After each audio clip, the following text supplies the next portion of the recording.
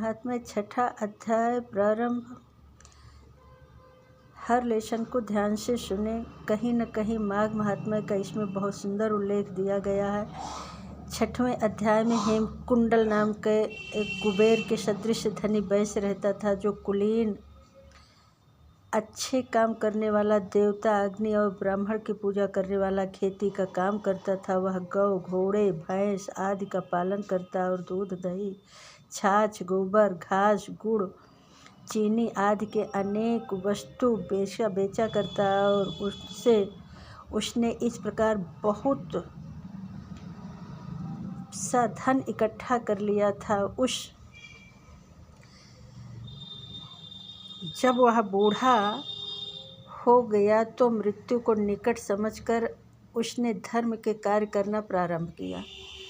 भगवान विष्णु का मंदिर बनवाया, कुआं, तालाब, बावड़ी, आम, पीपल आदि के वृक्ष तथा सुंदर बाग बगीचे लगवाए। सूर्योदय से सूर्य अस्त तक वह दान करता। गांव के चारों तरफ जल की प्याऊ लगवाई।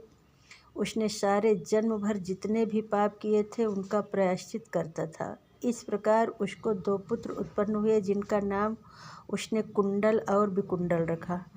जब दोनों लड़के युवा अवस्था को प्राप्त हुए तो हेमकुंडल वैश्य गृहस्थी का सब कार्य सौंप कर भगवान को तपस्या के निमित्त वन में चला गया और वहाँ विष्णु की आराधना में शरीर को सुखाकर अंत में विष्णु लोक को प्राप्त हुआ। उसके दोनों पुत्र लक्ष्मी के मद को प्राप्त होकर बुरे कर्मों में लग गए। वैश्यागामी वीणा और बाजे लेकर वैश्याओं के साथ गाते फिरते थे। अच्छे सुंदर वस्त्र पहनकर, सुगंधित तेल लगाकर, भांड और खुशामदियों से घिरे हुए हाथी की सवारी करते थे और सुंदर घरों में रहते थे। इस प्रकार के ऊपर बोए बीज के सदृश वह अपने धन को बुरे कामों में नष्ट करते थे।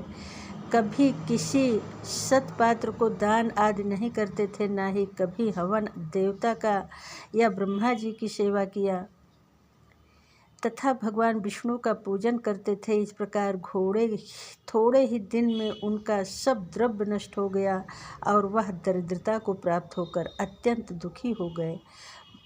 भाईजन, सेवक, उपजीवी सब इनको छोड़कर चले गए। तब इन्होंने चोरी आदि करना प्रारंभ किया और राजा के भय से नगर को छोड़कर चोर तथा डाकुओं के साथ वन में रहने लगे और वहाँ अपने तीक्ष्ण बाणों से वन के पक्षी, हिरणादि पशु तथा हिंसक जीवों को मारकर खाने लगे। एक समय इनमें से एक पर्वत पर गया, जिसको सिंह ने मारकर खा गया।